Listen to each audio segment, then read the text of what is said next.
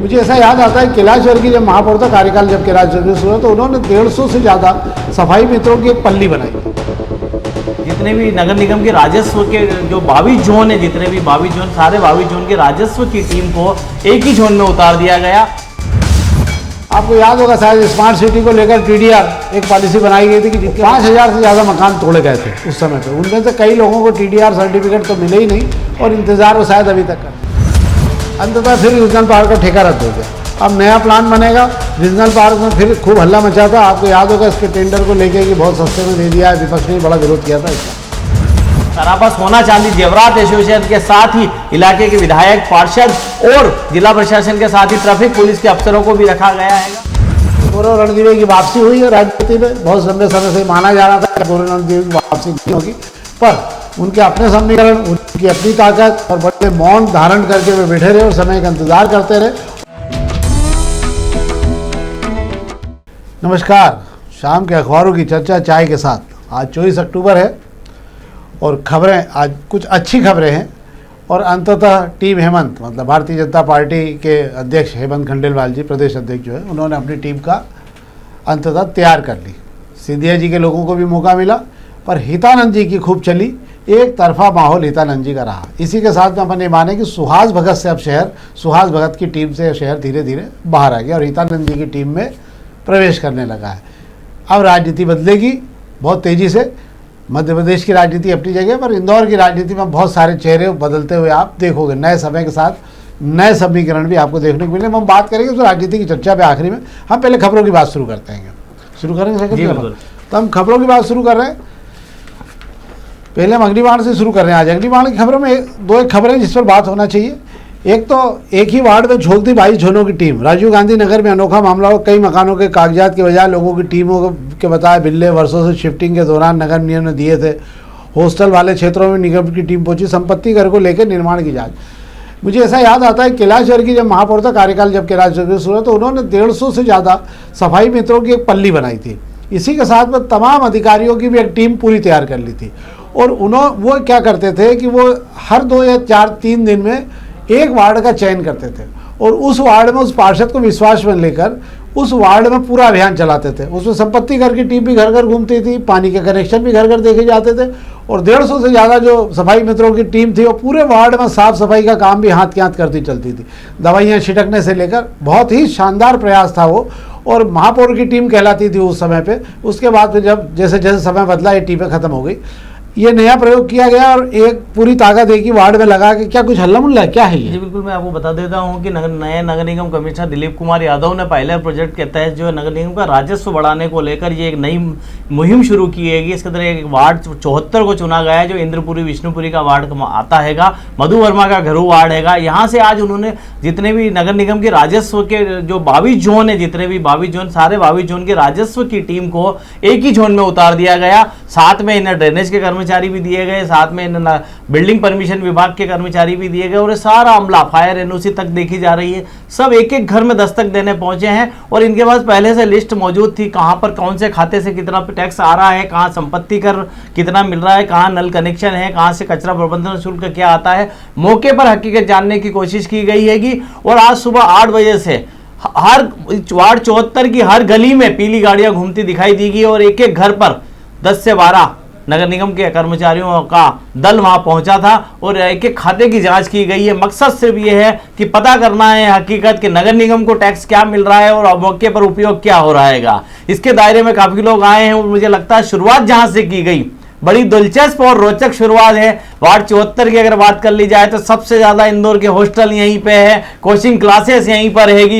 ये एरिया व्यावसायिक एरिया कहलाता है, होटलें यहाँ हैगी, अस्पताल यहाँ आएंगे। तो मुझे लगता है कि ये जो एरिया है यहाँ 10,000 प्रॉपर्टी इस वार्ड में है, उसकी जांच पड़ताल शुरू हुई है। इससे नगर निगम की कितनी आमदनी बढ़ेगी ये तो सर्वे के बाद पता चलेगा। 3 दिन तक नगर निगम का राजस्व दल सभी जोन का इसी वार्ड में काम करेगा। और आज को बड़ी दिलचस्प बात ये भी बता देता हूं मैं कि इस दल ने आज जो है इस इलाके के पार्षद के घर भी दस्तक दे दी थी और उनके भी कागजात जांच लिए हैं। वाह, बहुत बढ़िया।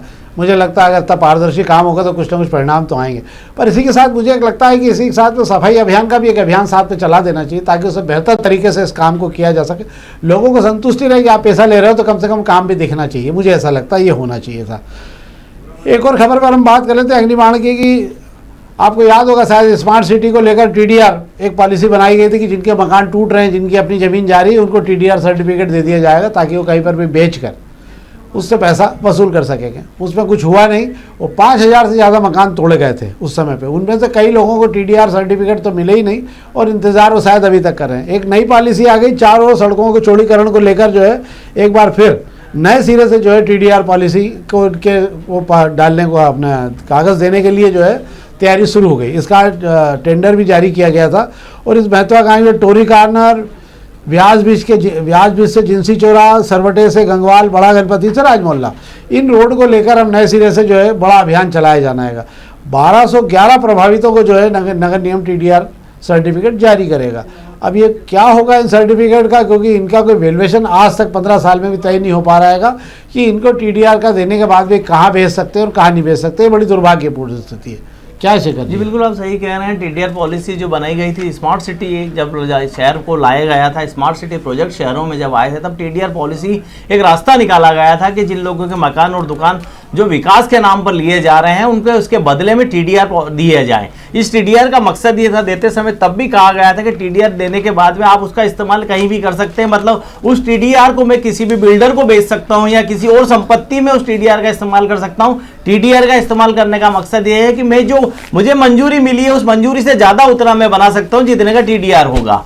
तो टीडीआर को लेकर जो जिन 1200 से ज्यादा प्रभावितों को टीडीआर सर्टिफिकेट मिलना है, ये टीडीआर सर्टिफिकेट उन 4 सड़कों को लेकर मिलना है जो सड़कें ऑलरेडी बन चुकी है। सरवटे से गंगवाल की बात कर ले, कुछ हिस्सा छूटा है, बाकी जिन हिस्सों में तोड़फोड़ होकर सड़क बन गई है, एक वो है माउंट नाका से टोरी कॉर्नर वाली सड़क है जो बन चुकी थी।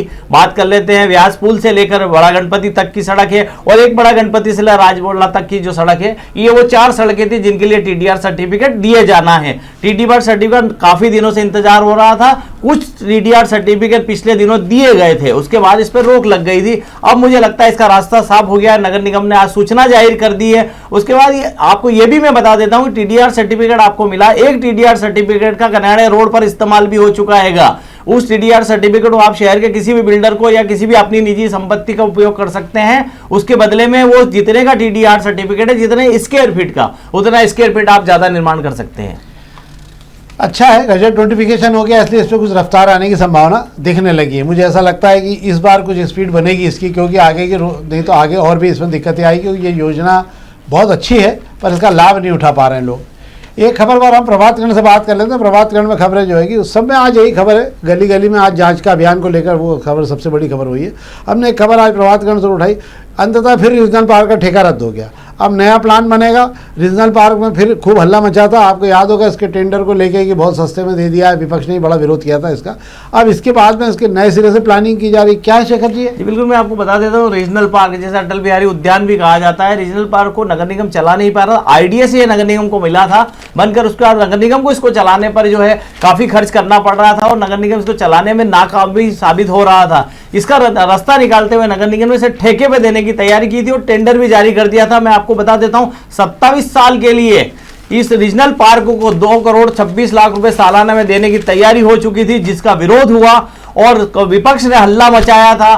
भाजपा के भी काफी लोग इसके विरोध में थे, जिसके बाद में कमिश्नर ने इसे रोक दिया था। एमआईसी में इसको ठेके को रद्द करने की बात की गई थी और जिस पर कल महापौर पुष्पमित्र भार्गव ने साइन कर दी है। उनका कहना है कि अब इस रीजनल पार्क को नए सिरे से प्लान बनाया जाएगा। तालाब किनारे का जो हिस्सा हैगा उस पर क्या किया जा सकता है ताकि और सुविधाएं बढ़े, जिसके बाद में नए प्लान के बाद में इसको सामने लाएंगे और नए कंसल्टेंट को भी रखने की बात कही है। उसके बाद में तय होगा कि अब रीजनल पार्क का भविष्य क्या होगा, नगर निगम खुद चलाएगा कि किसी ठेके पे देगा।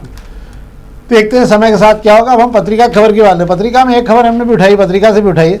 आज सराफा चौपाटी को लेकर आज बनी कमेटी की आज पहली बैठक रखी गई। व्यवस्था सुधारने को लेकर रात 10 बजे तक जो दुकानें लगाने पर चर्चा होनी है।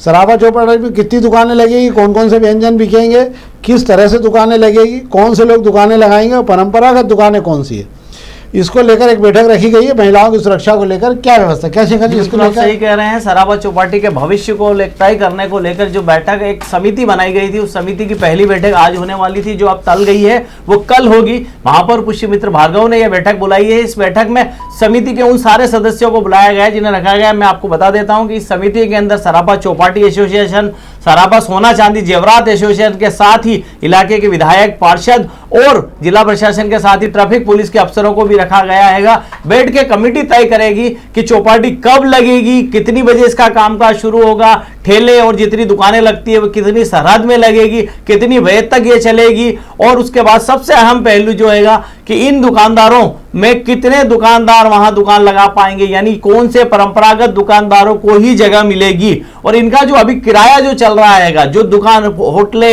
और जो फुटपाथ किराए पर लेकर जो खाऊ ठिये लग रहे हैं या खाने पीने की दुकानें लग रही है, उनका किराए को लेकर आगे क्या भविष्य रहेगा, यह भी इस बैठक में तय होगा। मुझे लगता है थोड़ा टाइम लगेगा पर एक बेहतर रिजल्ट आएगा, क्योंकि सराफा चौपाटी जो इंदौर की साख भी है, एक बेहतर तरीका, जो भी आता है शहर में उसको सराफा चौपाटी जाने का एक बार बोला जरूर जाता है कि बार सराफे होया हो यार, खाने के व्यंजन वगैरह को लेकर एक साख है। हालांकि वो गुणवत्ता में जरूर मैं मान रहा हूँ कि जो पुराने इंदौर की जो पहचान है, जो पुराने तमाम चीज़ों के लिए जो दही बड़ा वगैरह जो भी इंदौर में तमाम चीज़ें वो नहीं है, नए बहुत सारे व्यंजन वहाँ पैदा हो गए हैं, उस पर भी होना चाहिए कुछ ना कुछ। अब हम दोपहर की खबर की बात कर ले रहे हैं।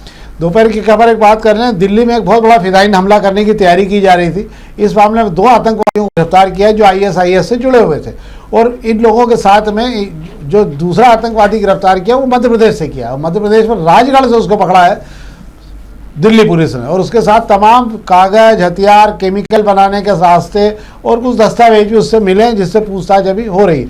पर इनका जो प्राथमिक जानकारी मिली है उसमें ये माना जा रहा है कि दिल्ली में किसी फिदाइन हमले की तैयारियों को लेकर ये अपनी तैयारियां यहाँ पर कर रहे थे ताकि और अपनी ताकत बढ़ाई जा सके। एक खबर ये है, बाकी खबरें वो एक खबर पर वो बात कर लेते हैं। तो कल मेट्रो को लेकर भी कल बैठक है, मेट्रो के रूट को लेकर, जो राजवाड़ा पर जो मेट्रो के रूट को लेकर हल्ला मचा हुआ है उसको लेकर, अब उसकी वजह सुभाष मार्ग पर यह फैसला हो सकता है। राजवाड़े पर जितना दिक्कत हो रही है कि अंडरग्राउंड को लेकर तमाम चीज़ों को लेकर, कल की बैठक में ये शायद तय हो सकता है कि राजवाड़े की बजाय उसको सुभाष मार्ग वाले प्लेटफॉर्म रोड पर डाला जाए, ताकि इससे बेहतर तरीके से ट्रैक पूरा बन सके और लोड भी सड़क पे नहीं आएगा।